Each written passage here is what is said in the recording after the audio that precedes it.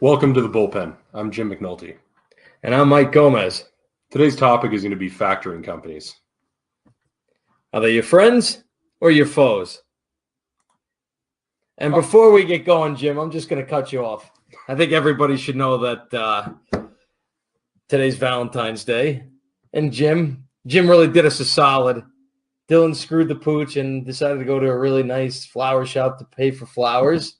Jim, what do we wind up doing? We found a nice little spot in the back alley right behind a Literally. And what was the word that really caught our eye, that really got things going? Discount. Budget.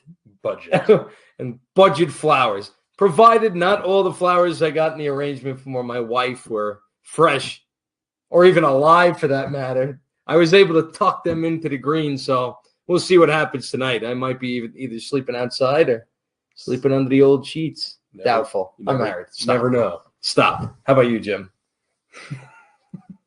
All right, never mind. Jim's a little uncomfortable with that question, so we're just going to dive right into this factoring company podcast. Again, thank you very much, everybody, for joining. We hope that you find this particular topic pretty informative and helpful going forward. So, Jim, let's freaking rock and roll. Why do truckers factor, Mike? Well, a variety of reasons. Obviously, number one, cash flow. You get and new trucking companies getting into business or trucking companies that have been in business. You know, trucking is very expensive. You need cash.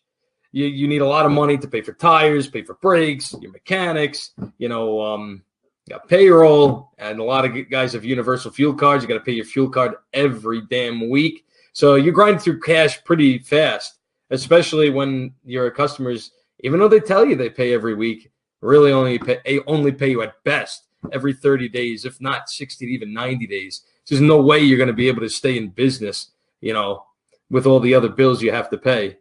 So the other thing, too, the reason why people factor versus going to like a bank or something like that is if they have had bad credit, or in a lot of cases when you're starting up, for my sake, I didn't even have credit. So what do you think the percentage of guys that are factoring actively? Arbitrarily, what I'm seeing out there, I would say at least 60 to 70% of guys. 60 to 70%. And it seems like it's the newest style. If you the first thing you do as an owner-operator, you buy yourself a truck, you get hooked up with a trucking company, and then you get hooked up with a factoring company. Interesting. So in this particular podcast, obviously, Jimmer and I are going to discuss, what are the advantages and disadvantages to factoring companies. My personal opinion, I'm not a tremendous fan, but I'm sure there are some factoring companies out there that are, legitimate. So, Mike, who exactly is a factoring company? Is it going to be a bank? Is there some office I can go into and that is attached to a bank? I mean, how is that? Well, just like the slide here says, the correct term, Jim, is factoring broker. So typically, the factoring broker is a single person, a dude or a young lady, that their job essentially is to broker a deal between an underwriter, the bank, any other type of, financial institution to get the money, secure the money. They're brokering that money for the trucking company. So I wouldn't necessarily go exactly. I wouldn't go into a bank and. No, they don't provide factoring services. No, you can't just go to Wells Fargo or First Interstate Bank or whatever, one of those guys, and ask for accounts receivable loans. We'll get into that a little bit later, but more importantly, factoring invoices. So you will have to go through this broker. So let's talk about how they exactly do it, Mike. I mean, are these guys... Jim, how would you do it? How would I factor? Well, one, I probably wouldn't want to factor. Mm-hmm. I wouldn't. Yeah, I kind of threw Jim a little off base here. We're just trying to energize him a little bit here. He's so excited to go home and get yelled at by his wife. Sleep on the couch for the fifth night in a row. I was sleeping in the other room there for a while. I'm not going to lie to you. It was almost better. Yeah, you can actually sleep. Yeah, that's for sure. It's like 6,000 degrees in the room. But anyways. Open a window during the dead of winter. Yeah. 85 degrees. And the fan is on. The fan in the middle of the winter is 20 below out, but the fan's on. Yeah. So how do they do it? How do these factory companies do it? They want to break it down into 3 steps here. Number one, as I mentioned before, the factoring company is a proper term, factoring broker. So the first thing they have to do when they want to get money to factor invoices is they have to go to a bank. So the first thing they do is they go to a bank, and a bank is going to lend them money at a prime rate. Plus, the bank themselves have to make money off of that money. So current prime rate is 3.75%. Plus, the bank is going to charge for, an unsecured loan like this, pretty high risk loan. The average is going to be around 3%. So the bank is going to charge the factoring broker about 6.75% total. Again, that is a current prime rate of 3.75% plus the 3% that the bank is going to charge to make money off of that money. So total lending rate to the factoring broker is 6.75%. So I've talked to a lot of truckers that when I ask them what their factoring rate is, they say, I never pay more than 3%. And So that sounds good. Right. And you know what? It's kind of sort of true, but that's just the factoring rate. I'm going to dive right into that. So then now the broker themselves also has to get a cut of the action here. So they're going to charge a factoring fee of 3%, which is what you're hearing in the industry. Unfortunately, what the broker kind of masks through this whole process is, yes, you're only paying 3%, but there is also a 3% charge for the bank plus a 3.75 for prime rate. So the total effective rate plus a broker fee of 3% is 9.75%. I got a lot of truckers out there right now that are going to argue and say, no, that's not what I pay.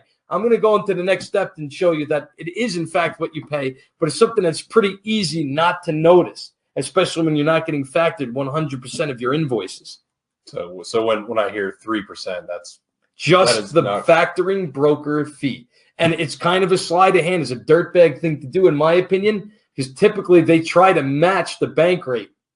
So if the bank's charging 3%, the broker's going to charge, say, I charge 3%. So it looks like it's the same charge when you're reading the contract. I'll get into that a little bit later. So let's look at the math here, Mike. So let's let's say we do 5,000 accounts receivable 1 week. Okay. Let's break it down. So remember what I told you before. You got the bank fee and the broker, the bank fee plus prime rate. So 3% plus a 3.75% prime rate. So right off the bat, out of their $5,000, that's $337.50. For you listeners out there, it's going to be hard for me to pronounce out all these variables, but you can certainly go to the YouTube video and watch this. Because I think that this particular slide, number 5, is by far the most important because it actually breaks down these true costs. So number 2, you're going to have a factoring broker fee, that 3% of that $5,000 in factored invoices for a particular week. That's another $150. So now I've paid out of the $5,000 I factored with everything, my factor fee is going to be $487.50. It's going to be the true cost, which is an effective percentage, again, of that 9.75%. Again, you are not going to see this $487.50 right off the bat because most factoring companies are only going to pay you 90% of that $5,000 right off the bat. Some of them will take the 3% and show you right there. Some of them won't show you any of the quote-unquote settlements until later on when they receive the payment from your customer. Interesting. That's why it's so easy to miss this crap. So here are some, I apologize, guys. So you know, we're not that good at this podcast stuff. I definitely just jumped right over the top of Jim here. So let's talk about, give Jim something to do here. I know, just sitting here ticking off. What do you got? So utilizing factoring companies. Let's talk about that. And is there concerns with that? Yeah, absolutely. The bottom line is this, Jim. I'm going to go down to the second bullet. They're not regulated. And I tried looking everywhere. And I even made contact with our bankers to find out, hey, is there any real regulation involved? And there isn't. What does that mean, Jim? They can put this bull crap in their contracts. There's nothing you can do about it. Okay? They're allowed to pull the old wool over your eyes and say, oh, yeah, we only charge 3%. And in fact, the bank's also charging 3%. So it's 3 plus 3, which is 6%. They don't come out and straight tell you, hey, P.S., these are individual costs. Got to be honest with you, Jim. I have a pretty good education in finance in college, and I missed that when I was down on my luck and tried utilizing a factoring company once. I freaking looked over and thought, okay, cool, yeah, cool, 3%, okay, prime, cool, 3 plus 3.75, okay, 6.75 is going to be my effective. I just need the freaking cash. I need the cash. Yeah. And I missed that other 3 points, and I was like, what the hell? Not thinking with your head. No, sticking with my wiener. The thing's tiny. So the bottom line, guys, is when you're giving away 10% of your accounts receivable to a factoring company, that's your profits. The typical margin, gross margin for a trucking company is right around, 20%, 25% on the high side. The bottom line is they took away 10%, 10 points out of that 20, out of the 20 points. That's half your profits tossed away. And that's why guys wind up needing factoring companies week in and week out, because not enough of your profits are sticking and building up your bank account. So you find yourself all the time being like, shit, I'm cash starved. I need more money. You have to stay married to the factoring company. Sounds like a pretty slippery slope. Yeah, absolutely. I mean, it sounds like you can really never get ahead. No, I don't think, and let's not kid ourselves. The bottom line is most entities that are diving into utilizing factoring company services are down on their luck. They are having trouble with cash flow problems. They do have cash flow problems. Otherwise, you wouldn't be going to a factoring company. These factoring companies know that. They throw all this shit in their contract because they know you're not going to be thinking clearly. You're going to be extremely hasty to just get that damn cash before all of a sudden you can't run your truck anymore because it turned your fuel card off. Or you can't get your damn truck out of the shop and pay for that engine rebuild because you don't have any cash money. So, gotcha. So what to look for? Are they licensed and registered? One with the Secretary of State, and this is a funny one. Are they licensed and registered with the American Factoring Association? I never knew that existed. But sure did. A little bit of research goes a long way. Is that on the 5th or 6th page of Google? I think, yeah, I don't know. It was pretty difficult. Okay, so the American Factoring Association, but it does make it allegedly legitimate. So okay. The next, obviously, do they have a website? A factoring company, I would imagine, has to have a website. It's a livelihood. Does it look good? They're just trying to bootleg work. Is it presentable? So you guys understand, just because they have a website doesn't mean they're clean dudes. Again, the factoring company I made the mistake of doing work with looked amazing. And even some of the guys' profiles, this guy was an ex-Marine and blah, blah, blah. So right off the bat, I'm qualifying them. They must be pretty good guys. We'll dive into later what wound up happening in the contracting part. I still get a kick out of the American Factoring Association. I know, Jim. I'm trying not to talk negative about anything. I'm trying to keep it real here, keep it positive. But so continuing, get some references.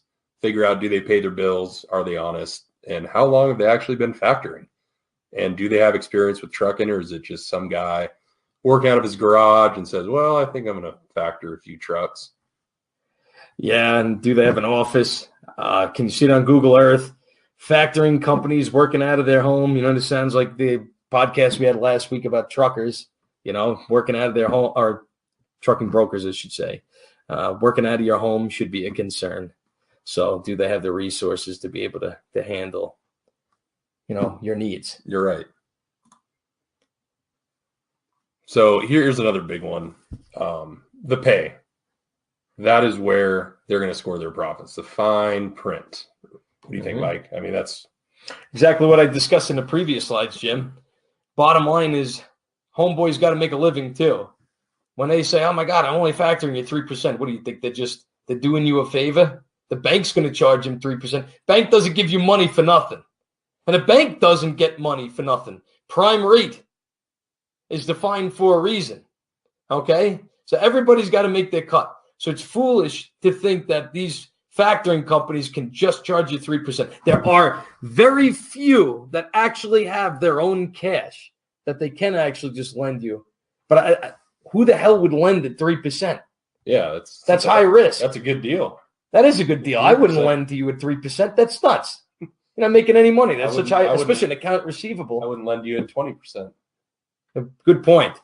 I don't even know. We should look that up. When does it become loan sharking?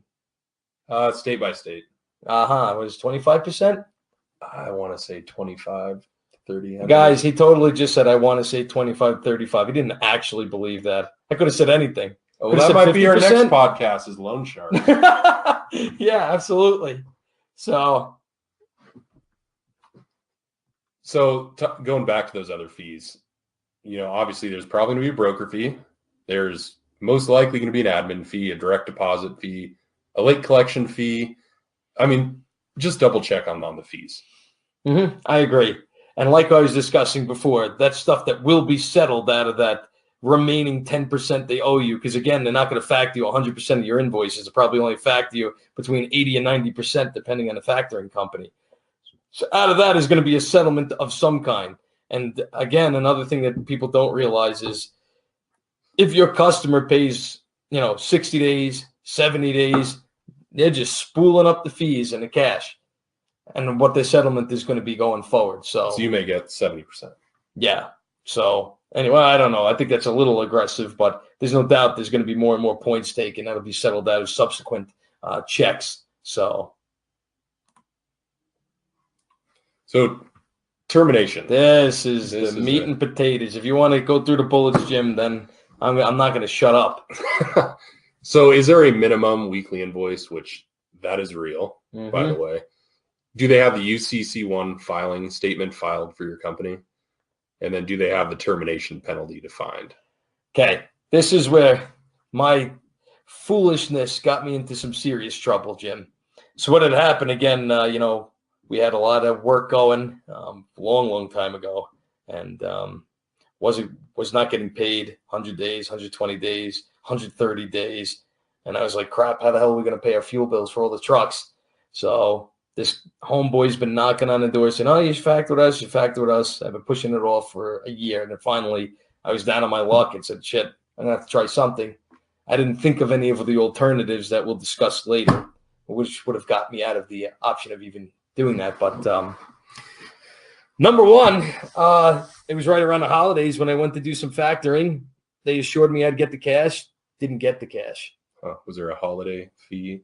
No, there wasn't a holiday fee, but I'll tell you what, it was like, where's cash? A week goes by. Where's cash? Where's a week goes? They told me they would be releasing funding within 2 to 3 days. Never happened. Interesting. And so now I was like, holy shit. The fuel bill's due. We got another round of payroll. What the hell am I going to do? Fortunately, I was able to go to our local bank, and the local bank said, dude, why did you go to a factoring company in the first place? You could have just gotten an accounts receivable loan from me, and I would have charged you nothing for it. Huh. And so I went back and said, hey, man, you guys didn't perform. I'm going to need you to I'm going to need to terminate this contract for these accounts receivable. I don't need your help anymore. And let me guess, they said, No, he said, well, yeah, we can, but you're going to have to pay a fee of $50,000. $50,000. How much did you factor, by the way? Ooh, I don't remember. But there was just like a minimum amount to factor. So let's just say, for argument's sake, that contract said $250,000 have to be factored every week. Okay. Or every month, somewhere around there. And if I didn't factor, I still had to pay a factoring fee, whether they factored that amount of invoices or not. Wow. Not every factoring company does that, but there is one thing I can assure you. It's that UCC1 filing makes it very real, because that's what screwed me. Now, because I went to the bank and the bank said, I'll definitely get you the money, and I could get you the money immediately. But you have to get the factoring company to release the UCC1 filing. Otherwise, I can't give you the money. So I called up the factoring company, and the factoring company says, no, we could take care of it. And but you're going to have to pay us $50,000. I said, are you shitting me? So push came to shove, wound up paying them, settling it. Yeah, they really gave me a discount, $35,000 for them not to do their job. And I think where I made an even further mistake was pursuing them legally and paying another couple grand to file a lawsuit, And it was just a horrible, horrible situation. It was a factoring company out of Spokane, Washington. You should probably look up their name. Yes. Absolutely. Yes. Dirtbags. For them to do that, knowing that they didn't perform, and then afterwards, putting us in a tough financial situation. Let's take a look here. I am going to pull it up, Jim. That's the kind of guy I am. That's how bitter I am about it. Factoring companies, They're probably not in business. Spokane, I'd be Washington. surprised if they were in business. And if I get in trouble for whatever, saying this over the internet, I really don't care, to be honest with you, because what they did was the lowest of the lowest. Universal funding out of Spokane, Washington. Stay away. Universal funding. And here's their contact number. Yeah. Hey, I'm not kidding. Stay away from them. They're no good. What they did to us was unethical. They knew exactly what they were doing. So let's discuss those alternatives to factoring. So, number one, always try to discuss early payment with your customer or your broker. Some guys are very flexible and say, yeah, I can cut you a check, every 2 weeks, worst case scenario. Yeah, a discount or something. Contact your bank as well. Make sure they can see if they can offer you a short-term loan or accounts receivable loan.